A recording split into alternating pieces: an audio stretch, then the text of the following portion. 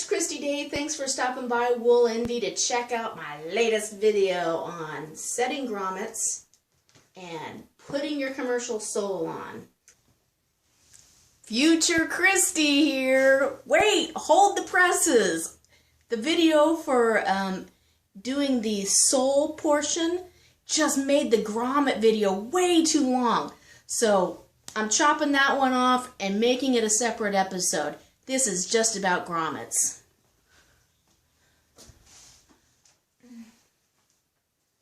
Okay, so let's start with our grommets. I'm going to take my #1 sized grommet. It's an antique brass finished grommet, okay? They need to be the tallest grommets you can buy, so that, meaning this little neck part, this is the hat, it's the top hat. This needs to be the tallest top hat you can possibly get to go through your super thick felt, because most shoes are not as thick as felt shoes. So get the biggest one you have. This one measures across from one end to one end 1.5 centimeters across, which means the hole is smaller, but that's what you're looking for. So you put the top thing up here in your grommet setter. The bottom one has the little indented lip section. Fits right inside there. And these are self-piercing grommets that I use. So we're going to go ahead and do this other side. In my grommet setter, somebody asked me, what brand grommet setter do you have? You know, I really don't know. I bought it from like grommets.com or something like that. It is a USA company, made in the USA. So if you are not in the USA, you can check it out, or you could find one that's closer to your country. You have to use a lot of force on these things to get all the way through, because if you don't and you screw it up, it'll be completely screwed up and the grommet will not hold. You'll have part of a hole, but it won't bite, and then the next one will never fit. So get it good and strong, okay? All right. Now we did get it good and strong because we see the felt already sticking out. Can you see that? Ta-da! Already out. So we have our little hole that is leather on top and felt on the bottom. Isn't it cute? We could probably use it for some other little project sometime.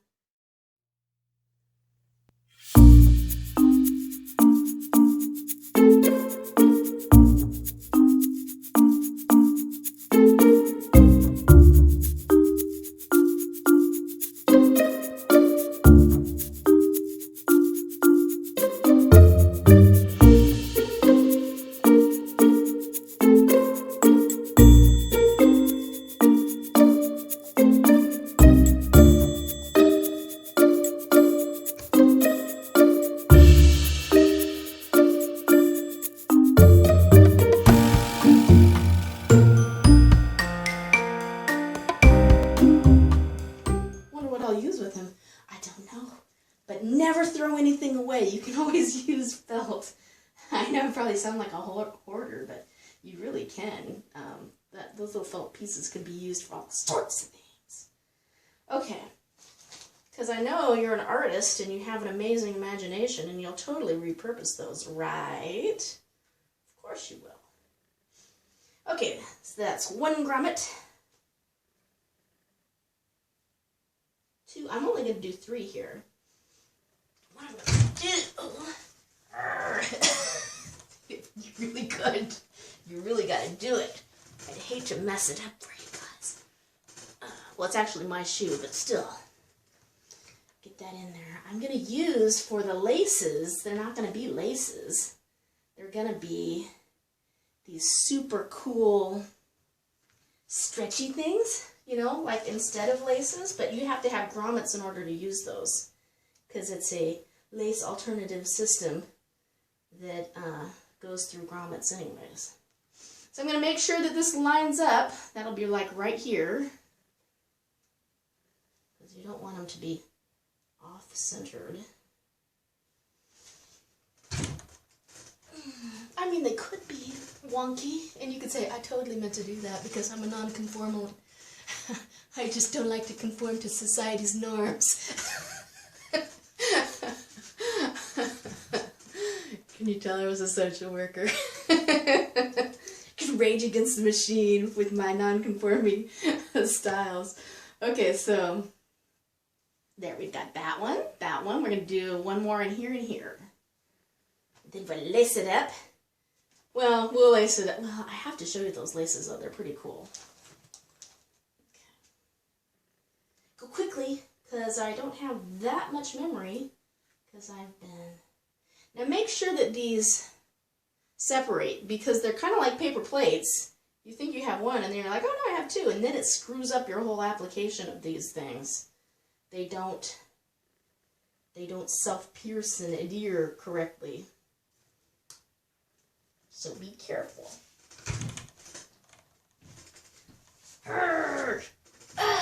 Use your ugly face. There. And the last one. Oh yeah, that's... Only I've got this one side that's sticking up. I'm going to have to re-glue that. I found out that I need to use this other glue that's not my barge glue, because my barge glue dries yellow and this dries clear and white. So you want to use something that's going to dry clear, so it won't screw up your whole look, unless of course you've got sort of a brownish yellow shoe, in which case the barge all-purpose would be perfection, because it'll blend right in. Okay, this last one is a little hard because it's so low next to the fold.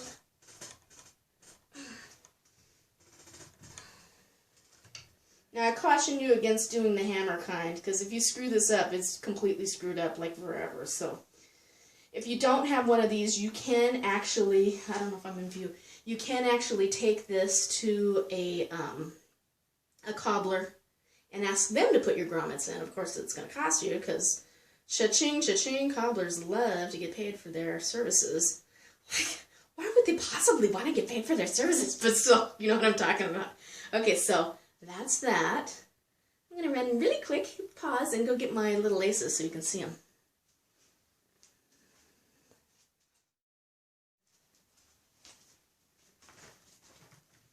My husband's probably like, where's my wife?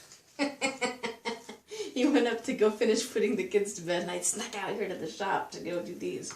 Okay, so these are my super cool, stretchy lace alternative things. So let me show you kind of what they're going to look like, because I think it's going to be awesome.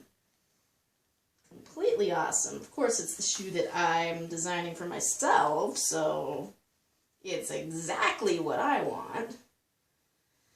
And when you're doing your shoe, you can do it exactly the way you want. Whatever your heart's desire. Isn't that the joy of making your own custom shoe that conforms to your own foot precisely? It is so amazing. Every now and then I forget how incredibly awesome it is, and then I'm reminded, oh my gosh, this is like incredibly awesome.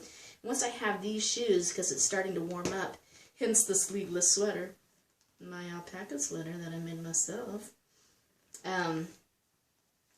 So these will tighten up, and they have a thing down there that I can either stick on the outside or I can stick on the inside, and I think I'm going to stick on the outside from reading the reviews.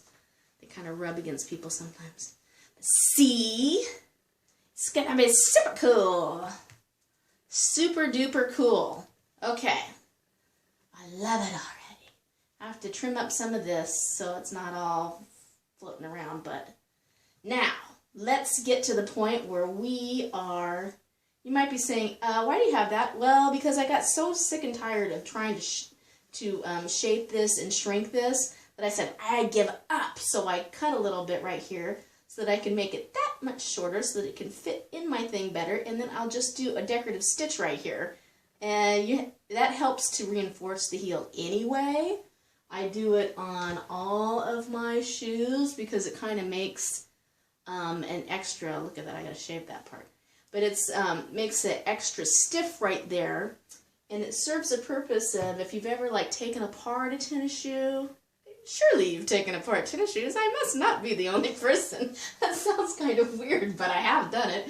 So, you know, they have something called I think it's called a heel backer, or a heel counter, that they stitch into the shoe, and that really makes your shoes snug. And I also have these other ones here to make it snug. That's why those are there, to add extra strength to the felt. And it works. So I'll just do that here. I'll stitch around here to make this, and I might do some extra stitching over here. I don't know, I haven't decided.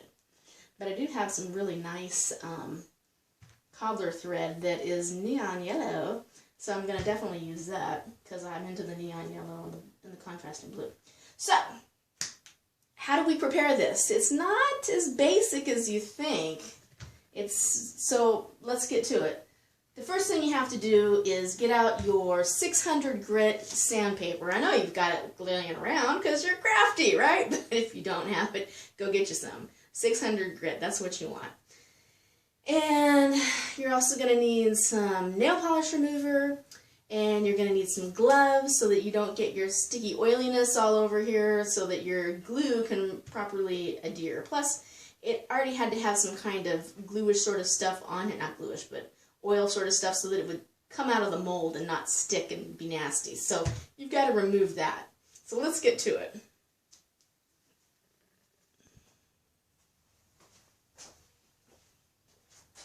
Okay, it's a new day. You might not have known that when I started the soles, but it is. So, it's easiest if you put the shoe that you just glued if you put that metal foot last on first, because getting it onto the stand is a little more difficult now that it's snugger in there with the last. So then I put that on top, and I clamp it so that it dries faster. And I always keep it on for at least 30 minutes. Now I know some people will let it stay clamped and fully dried for like 24 hours. That's how I was taught to do it, but I've since fudged a little putting on other soles. So, and I was able to do it with less time. And you might be too, so it's completely up to you. Oh, goodness gracious. It's hard to open. There. Got it.